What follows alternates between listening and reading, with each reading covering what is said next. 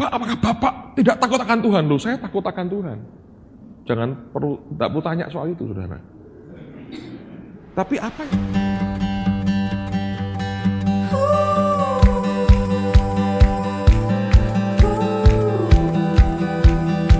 Tapi apa yang saya coba hindari sebetulnya? Ya, kalau kita ya, kita bayangin ya, di gereja itu kan begitu banyak orang muda. Kalau ada perlakuan seperti itu terhadap salah seorang pemimpin di depan jemaat, saya nggak yakin itu contoh bagus. Ya, kalau perilaku begitu kita benarkan, bagaimana kalau semua pendeta berperilaku seperti itu? Oh, ini perkecualian. Kenapa harus diperkecualikan? Ayo, apakah dia termasuk Yesus plus? Bukankah kita tujuannya sama, makin serupa dengan Yesus? Nah, saya mau bicara soal konteks gereja lokal. Well, saya bilang, aku rasa kita enggak lah. Saya jawab dengan halus lah, saya berkata, mungkin tidak kali ini. Sebetulnya orangnya baik. Etikanya kurang bagus. Nangkap saudara ya? Ada hal yang tidak perlu dia buat sebetulnya. Sebab kalau Anda menyampaikan firman, tujuanmu apa sih? Berita Tuhan ini nyampe ke jemaat. Kalau sarananya ini memang kurang sempurna misalnya ya, untuk nyampe ke mereka, cobalah dia dibantu. Mungkin dengan cara dia dekat dengan dia, ngomongnya ke orang ini langsung, dia lebih gampang nerima. Yang penting kan bukan performance kita, tapi message ini sampai kepada jemaat. Nangkap saudara? Nah kalau ini hilang, nggak ada tujuannya, untuk apa? Ya Pak Ardian ini orang paling baik di dunia menurut saya. Dia hanya ketawa-ketawa aja, ya, saya tidak tahu hatinya. Tapi saya sakit hati, terus terang saya yang sakit hati saudara. Ya saya sudah tak ampuni Pak, saya tidak mau kepahitan tentu, saya buangin tak pengen sih. Tapi saya punya caratan dalam hidup saya. Yang ini ntar-ntar aja lah. Kalau sudah 80 tahun mungkin lebih soft ya, kita undang lagi ya. Kalau masih kuat ke Indonesia. Tapi ada hal-hal yang seperti itu yang menurut saya, kalau orang kemudian menolak, jangan berkata, Yesus, aku pikul salibnya Yesus. No, kamu menelan hasil perilakumu sendiri sebetulnya. Di dalam pelayanan itu penting. Anda kelak ketika keluar, impresi pertama apa yang orang lihat dalam hidupmu. Seringkali sukar dicabut lagi. Ngerti saudara? Nah, ini faktor yang saya perlu Anda mengerti. Kalau tidak, akan mengacaukan banyak hal sih. Ya. Kadang-kadang tidak gampang kalau Anda berhadapan dengan orang seperti ini ya. Dia tentu tidak bisa, ada orang-orang yang tidak bisa langsung diomongin, nggak bisa. Karena dia merasa, aku ini diurapi Tuhan dan ini firman Tuhan. Saya coba bicara dengan yang bersangkutan sebetulnya. Tapi selalu dia berkata, tapi kan aku tidak membuat kamu sakit hati kan? Nah Pak Ardian digituin terus, saya bilang, tidak, ya sudah. Aku yang tidak nyakitin dia. Ya, saya bilang kalau gitu nggak nyakitin, baru kalau kamu nusuk orang sama pisau baru nyakitin ya repot. Tapi itu masalah etika. Di dalam ministry Anda nanti, jangan pernah abaikan hal seperti ini. Amen, saudara. Saya berdoa Anda matanglah. Bill Wilson kan mengutip sebutan pernyataan Francis Assisi, ya. Dia berkata, kalau perlu saja dalam khotbahmu gunakan kata-kata. Kalau perlu aja.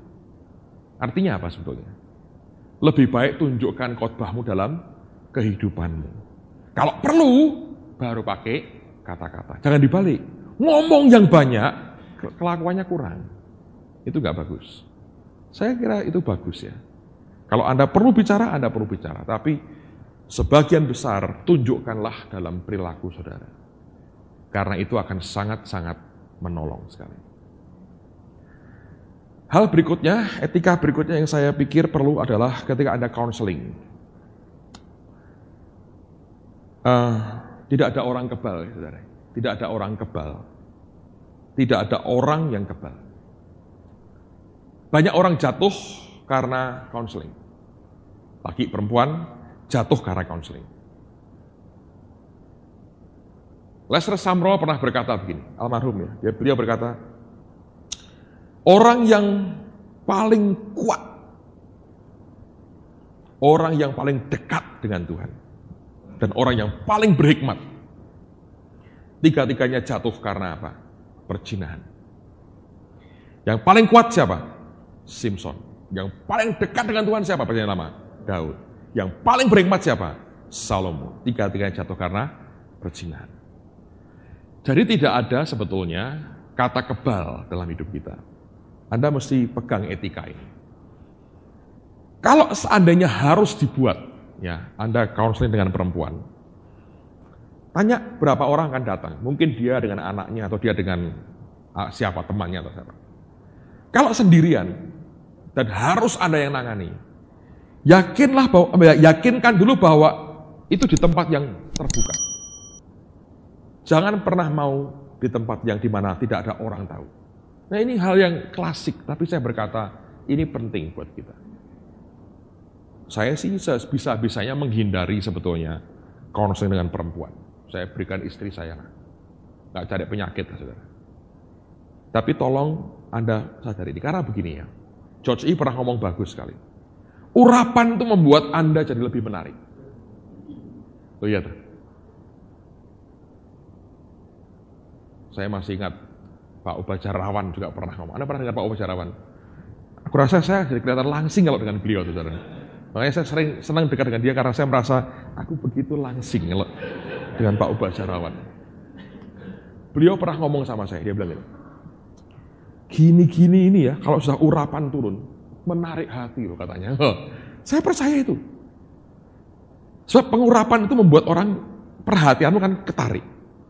Tapi yang engkau lihat kan manusianya. Urapannya kan engkau nggak bisa lihat. Engkau bisa rasain tapi engkau nggak bisa lihat. Nah lama-lama kalau engkau pelototin terus mesti ada satu rambutnya pun mungkin ada yang menarik lah. Minimal. George E. pernah ngalami George E. Dia pernah cerita sama saya. Di gereja dia cerita. Dia lagi makan dengan beberapa orang. Dia ngadep ke sana. Istrinya membelakangi dia. Di depannya dia, membelakangi yang sebagian sana. Ada perempuan di situ, beberapa orang, ngelirik dia senyum-senyum ke George E. terus. Nah, ini ngomong sama istrinya, itu perempuan kok, godain aku, senyum-senyum. Istrinya berkata, kamu sudah tua, ganteng juga kagak, mana ada orangnya. Lalu dia bilang, kamu nggak percaya, urapan membuat orang itu menarik. Mana? Iya, lihat ini ketawa-ketawa. Nah, lama-lama kan penasaran, geser duduknya, supaya bisa ngelirik, saudara. Betul. Setelah beberapa saat, iya, kurang ajar ya. Nah, kamu mesti hati-hati, dia bilang. Urapan membuat orang menarik. Jadi Anda bisa jatuh karena itu. Demikian juga kalau Anda perempuan ya laki mau konseling kayak apapun lah, sebisa-bisanya dihindari. Kalau memang emergency sekali, cari tempat yang terbuka. Ya tidak memungkinkan dosa bisa masuk. Karena nggak ada orang kebal. Tapi hal yang berikutnya yang Anda mesti jaga, ini bagian dari etika. Karena sebagian dari Anda kan akan jadi pengkhotbah atau sudah jadi pengkhotbah. Kalau ada orang counseling dengan saudara, itu artinya memang dia percaya untuk Anda itu simpan sesuatu yang dia rahasiakan. Ngerti? Itu kepercayaan besar artinya, saudara. Kalau kemudian Anda beberkan kepada orang lain, itu pengkhianatan. Ngerti? Membuka rahasia orang yang dipercayakan kepada Anda, itu kesalahan fatal. Sedang membuka rahasia musuhmu saja, itu tidak benar. Alkitab berkata, belalah perkaramu, tapi jangan buka rahasia orang lain. Jangan. Nangkap saudara ya? Jadi kalau ada orang konseling ya, Pak boleh nggak saya ceritakan hidupnya? Mungkin Anda bisa, tapi nggak usah disebut nama, nggak usah sebut apapun lah. Dibuat begitu abu-abu aja, sehingga orang nggak bisa langsung menafsirkan. Walaupun mungkin merasa tapi nggak bisa langsung menafsirkan. Itu akan lebih baik. Itu pun kalau memang Anda yakin, kesaksian ini akan jadi berkat luar biasa. Pak, tapi hidupnya dirubah. Lebih baik yang bersangkutan cerita. Ngerti? Saya ini begini saudara. Lalu biar dia sendiri kok. Kayak Daud misalnya. Daud di Mazmur 51, dia membuka akan dosanya. Betul nggak? Untuk pemimpin biduan, Mazmur Daud. Dia ceritakan kejatuhannya. Dinyanyikan oleh biduan di istananya. Dia ceritakan akan dosanya. Aku berdosa terhadap Tuhan. Tapi itu kan Daud sendiri yang membuka sebetulnya. Nangkap ya? Jadi itu akan lebih baik. Murni kalau orang cerita, ya inilah hidupku. Lah dia cerita hidupnya, lah itu bagus. Tetapi kalau tidak, biarkan jangan keluar dari mulut kita. Anda simpan rahasia orang dengan baik. Sebab itu kepercayaan. Ngerti ya? Jadi hati-hati laki perempuan. Tapi bukan hanya laki perempuan. Ada orang-orang yang punya kecenderungan seksual lain. Saya ngomong apa adanya nih. Ada yang, kalau gitu beres Pak. Saya dengan perempuan. Nah, tapi kalau Anda punya kecenderungan seksual lain, itu juga bahaya. Jadi gini, Anda sadar dirilah. Ada orang-orang yang di dalamnya ada iniquity-nya itu, jurusnya itu ke situ. Ada yang laki suka lipstik gitu ya.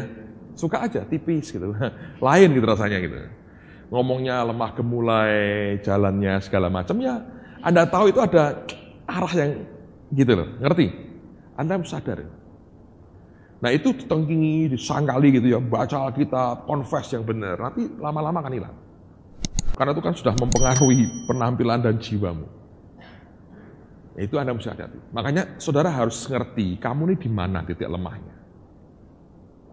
Kalau sudah ngerti, sadar, ya jangan dilanggar di situ. Anggap ya. Dean Sherman pernah ngajar bagus, saya nggak tahu dia ngajar itu nggak terakhir nih. Dia berkata gini, kalau kamu mau tahu bagaimana strategi setan untuk menghantam hidupmu, gampang. Tanyalah dirimu sendiri. Kalau aku ini setan, jatuhkan aku caranya gimana? Ya toh, Pak Bianto bisa tanya. Hei, kalau aku ini setan, jatuhin Subianto ini caranya gimana? Dia mesti ngerti. Tak kasih ini, lenger aku mesti. Pingsan.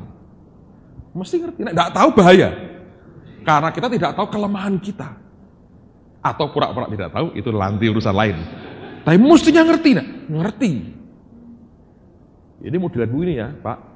Kalau perempuan cantik kayak begini, rambutnya kuning, matanya biru, wah, sudah Pak ini.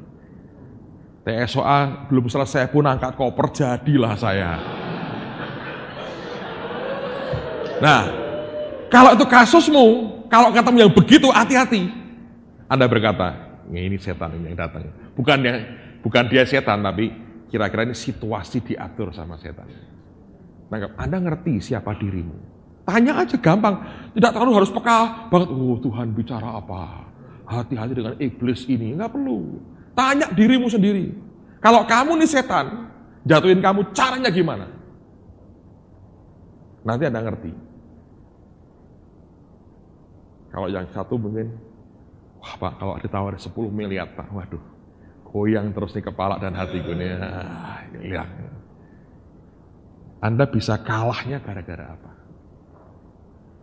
Kalau saya diginiin, jatuh saya mesti. Nah di situ Anda mesti hati-hati. Karena iblis juga mengamati hidup kita tuh. Sebelum kau lahir kan dia sudah ada, kan dia lebih tua. Jadi Anda lahir dia mati. Nah ini dia mati. Ini orang ini. Mata duitannya luar biasa ini. Lihat uang 10.000 aja saya nggak bisa tidur nih orang ini. Kasih duit 10 juta nih, mesti murtad nih orang. Diteliti, di survei itu. Tahukah Anda jadi objek surveinya setan? Ya, kelakuanmu diperhatiin. Dikatanya hebat gini ya, lihat ya. Ngerti aku ini modelnya gini nih orang. Tahu ya enggak ini sini Cari jodoh terus nih yang ini.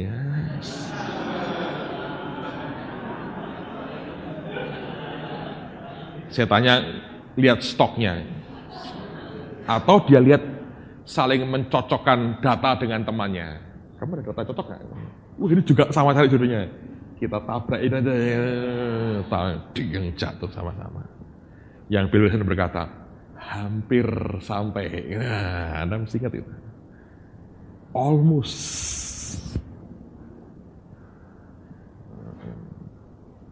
Saya pikir sudah belajar banyaklah dalam minggu ini. Amen, saudara. Kita Pak belajar hal begini. Nah, ini penting. Nah, gimana sih Pak caranya supaya kita jamin makin dewasa? Terakhir sebelum kita break ya. Coba punyalah yang namanya gini, accountability dengan orang-orang tertentu. Artinya gini, Anda punya kelompok orang yang kepada mereka saudara punya tanggung jawab secara rohani, secara moral, secara pelayanan, dan secara hidup. Ini orang-orang yang Anda respect betul dengan orang ini. Dan Anda bisa ngobrol dengan dia, Anda cocok dengan cara berpikirnya, Anda ngerti ini baik. Ini matang, bisa memberi aku masukan. Dan jangan jauh-jauh. Ketemu 2 tahun sekali ya sama juga bohong, saudara. Saya, dalam hidup saya punya beberapa orang. Di mana saya punya accountability dengan yang bersangkutan, saya memang minta, resmi saya minta. Saya pernah sampaikan orang seperti George E. dan Pak Adi Sutanto misalnya. Saya punya accountability dengan beliau. Saya minta resmi, saya bilang, tolong jadi advisor kami dan pribadi kami. Kamu boleh tanya apa saja. Sampai kehidupan seksual kami, tanya boleh. Nggak masalah. Uang, kamu punya duit berapa sih? Saya beritahu. Nggak masalah. Sebab saya percaya dengan mereka. Ngerti saudara?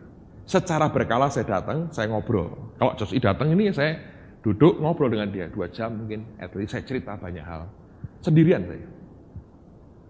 Staf lain tidak usah ikut, karena ini pribadi. Saya ngomong dengan dia, semua struggle, pergumulan, apapun. Saya coba bicara dengan dia. Itu nolong. Dan dia mulai ngasih input, ngasih arahan. Kalau enggak saudara, siapa sih yang bisa memberi nasihat kepada kita? Tidak ada orang yang sempurna sebetulnya. Mungkin lebih gampang kalau Anda ini penginjil seperti Pak Yusak ya, yang hanya datang khotbah, mungkin lebih gampang, mungkin. Begitu Anda punya gereja atau organisasi atau suatu ministry atau yayasan, di mana melibatkan orang lain, di situ ada unsur penggembalaan masuk. Anda butuh orang lain yang senior, yang Anda percayai, orang ini bisa memberi nasihat bagus dalam hidupku. Dan Anda minta, belum tentu dia mau mungkin, belum tentu. Karena saya jujur, saya diminta banyak orang, tapi kan saya tahu kapasitas saya kan tidak sehebat apa gitu. Tapi ada orang-orang yang bisa memberikan itu dalam kehidupan kita. Itu bagus, minimal ada orang bisa ngingetin kita. Minimal orang-orang ini berani ngomong apa adanya terus terang, tapi dari hatimu yang paling dalam, engkau harus tulus menghormati dia. Kalau tidak ada penghormatan yang tulus, ya jangan. Banyak orang hanya ingin pasang nama, tapi nggak bisa memberikan apa-apa, karena dia nggak hormati orang ini sebetulnya. Ngerti ya saudara? Itu nolong kita daripada kita jatuh ke hal-hal yang tidak perlu. Banyak kali pelayanan tersandung oleh karena kita melakukan sesuatu yang terlalu bodoh untuk kita buat. Tapi seandainya kita mau dengar nasihat orang-orang tertentu, akan lebih baik. Saya beri contoh kayak Benny Hinn. Benny Hinn ini pernah bermasalah. Dia pernah ngajar sesuatu yang orang langsung teriak, sesat. Dia pernah ngomong gini. Itu pun tidak jelas-jelas amat sih, tapi ada seperti misalnya dia berkata, oh Tuhan itu ada 12. Pernah dengar ya, Benny ngajar Tuhan itu 12. Dia tidak ngomong Tuhan 12 orang tuh enggak. Dia menceritakan ya, menurut saya sih ya, dia mau berkata ada seperti 12 karakter utamanya gitu ya. Tapi mungkin cara ngomongnya sebegitu rupa sehingga orang nangkapnya dia ngajar Tuhan itu 12. Bukan cuma 3, 12. Ayo rame nggak surga kira-kira Tuhannya 12, saudara? Bayangin. Makanya ya itu Anda mesti sadar. Semakin Anda banyak dipublisitas, banyak diekspos orang, perkataan-perkataan mutu ternyata berbahaya sekali kalau tidak hati-hati. Nah, dalam keadaan itu dihantam kanan kiri. Dan ini orang wise sekali. Anda tahu dia kemana? Dia ke orang namanya Jack Hever. Dia terbang ke California. Dia telepon dulu, dia berkata, boleh tidak aku bicara dengan kamu? Datang ke Jack Hever. Kemudian dia bicara, aku punya problem begini. Sehingga menimbulkan seperti ini. Lalu Jack Hever, ini yang ngomong Benedict. Jack Hever berkata gini, kamu ini sebenarnya bagus orang. Tapi kamu sebelum mengajarkan sesuatu yang kamu tahu akan kontroversi, lebih baik kamu cek dengan beberapa hamba Tuhan yang lebih senior. Apa pandangan mereka? Sebab ada hal yang kamu bisa pelajari, tapi tidak usah kamu khotbahin. Gitu. Karena ini bisa menimbulkan banyak hal. Gitu. Terus diberi nasihat. Kamu banyak orang nentang karena ada banyak hal yang kamu buat yang aneh-aneh. Saya pribadi merasa itu nggak aneh dan itu powerful. Cuma Jack Hever memberikan nasihat bagus. Misalnya, dulu kalau Benedict KKR ya, buka jas, dikebutin. Saya berkali-kali itu ngalami. Itu seperti angin kuat, saudara, memang. Jatuh semua. Sekarang nggak pernah lagi. Tidak pernah dia lepas jasnya. Itu kenapa? Jack Hever memberitahu. Kamu jangan dikurangilah. Yang actionnya itu kamu kurangi. Tanpa kamu kehilangan bobotmu soal healing. Didengar itu, saudara. Sekian tahun terakhir tidak pernah dia buka jasnya. Nggak pernah lagi. Itu Jack Hever yang memberitahu. Bagus ya? Ada accountability-nya. Jadi orang-orang ini tidak berdiri sendiri. Nah makanya ketika Nabi yang saya ceritakan tadi bernubuat soal LA mau hancur itu, ribut di mana-mana. Dan pertanyaan mereka adalah gini, orang-orang yang ngaku dirinya Nabi ini punya accountability, pertanggungjawaban kepada siapa? Kalau mereka seperti pendekar itu ya, sibutan dari gua hantu gitu. Cuman jalan bawa keramba, monyet dan tongkat ini. Siapa nantang, ayo kita perang gitu kan. Ini ke siapa accountability-nya? Gak jelas. Kalau ada damage, kerusakan gara-gara nubuatannya dia, siapa yang tanggung jawab? Tuhan, Pak. Jangan. Jadi kalau tidak ada accountability-nya, itu bisa menimbulkan banyak hal yang tidak bagus. Terakhir sekali sebelum kita break. Hati-hati dengan opini yang dibangun oleh massa. Atau yang tanpa sadar Anda bangun sendiri. Contohnya begini. Kalau Anda ini sudah beberapa kali bernubuat dan tepat, ya. Anda menyampaikan pesan Tuhan, ternyata benar. Lihat, massa berkata begini, wah kamu ini nabi. Nah, lama-lama Anda akan yakin bahwa Anda nabi. Karena 5 orang ngomong, kamu nabi. Setelah kamu yakin kamu nabi, kamu teriak keluar, aku nabi. Lalu Anda mulai bernubuat. Nah, begitu Anda mulai berkata aku nabi, orang akan datang bertanya kepada si nabi. Apa ada firman Tuhan buat saya? Nah, saya berkali-kali tanya ini orang, ada nggak firman Tuhan? Ada. Kejadian sampai Wahyu, baca, saya berkata. Gitu loh. Ya kan? Tapi orang begitu. Ada nggak firman? Selalu begitu. Nggak ada hujan, nggak ada angin, tanya ada firman. Ya ada. Kejadian sampai Wahyu. Nah, lalu kemudian masa itu akan menggiring saudara. Kalau ada apa-apa, tanya. Ada apa-apa, tanya Anda. Sepertinya Anda dipacu untuk setiap kali mengeluarkan nubuat. Ngerti nggak? Itu bahaya loh saudara. Masa itu bisa giring Anda ke sudut tertentu. Anda dibuat tidak berdaya. Anda mati nganggur di situ betul-betul. Dibuat begitu rupa sampai harus bernubuat. Ngerti ya? Itu Anda mesti perhatikan. Kalau tidak, kita akan berbalik ke arah yang keliru. Karena ini kalau nggak disampaikan dari sekarang, karena kelak saya yakin beberapa dari Anda akan betul-betul bisa membawa pengaruh besar kepada orang banyak.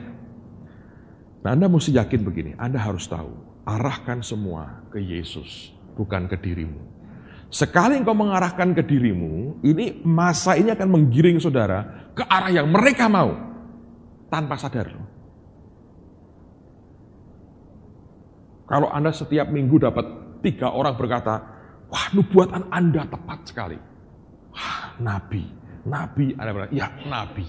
Lalu ketika Anda berkata, aku nabi, Anda harus terus bernubuat. Kalau nabi tidak bernubuat, bukan nabi kan. Lalu kita buat-buat. Dari mana sebetulnya? Masa. Dan giring kita. Yang paling terakhir sekali, saudara. Karena ini muncul terus ini. Gini ya. Satu hari mungkin Anda akan jadi pusat perhatian. Atau sudah, saya nggak tahu. Jangan pernah terlalu menikmati itu. Ngerti?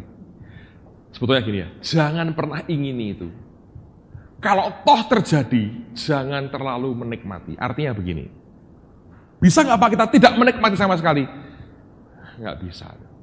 Biasanya itu suka nggak suka Anda, ada yang Anda telan lah. Seperti Anda berenang itu ya, kan Anda tidak berenang untuk minum airnya, tapi ada yang Anda telan juga. Tapi jangan suka menikmati itu, sebab bahayanya adalah kalau tiba-tiba ada orang lain yang lebih bisa diperhatikan, perhatian orang bergeser dari Anda ke orang lain, saudara akan seperti ikan lompat keluar dari kolam, Anda bergelepar-gelepar kelabakan. Sebab perhatian orang itu bisa membuai kita itu luar biasa. Ngerti? Kalau Anda sangat menikmati, satu hari itu digeser oleh orang-orang itu kepada orang lain, Anda kelabakan. Lalu Anda akan cari apa? Perhatian. Dengan cara berbuat yang aneh-aneh. Ngomongnya aneh, ngajar aneh, perilakunya aneh-aneh. Sekedar apa? Biar orang itu narik perhatiannya, dibelokkan ke dirimu lagi. Kalau sampai titik itu, Anda tidak lebih daripada seorang artis atau selebritis. Nyata? Kalau mereka sudah makin tua, hanya pamer model wajah, tubuh segala macam, sudah makin keriput, tidak ada orang lagi perhatian, dia buat yang aneh-aneh. Supaya orang berpaling ke dia lagi, karena dia menikmati itu. Itu bagian dari ekses suatu pelayanan.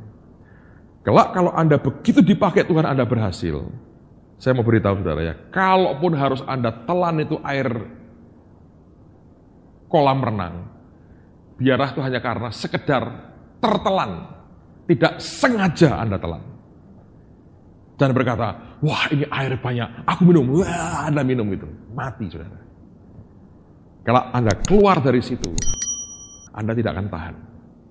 Anda akan berbuat yang aneh-aneh, akhirnya engkau jatuh dan tidak bisa mencapai garis akhir. Gini ya, kita dipanggil bukan jadi superstar. Kita dipanggil jadi hamba dari Tuhan Yesus Kristus. Miliki hati hamba lah. Anda tidak akan pengen jadi superstar. Kalaupun harus jadi, karena konsekuensi, makin Anda berkembang dari pusat perhatian, jangan dinikmati juga. Sebab kalau nanti bergeser ke yang lain, Anda akan kelimbungan.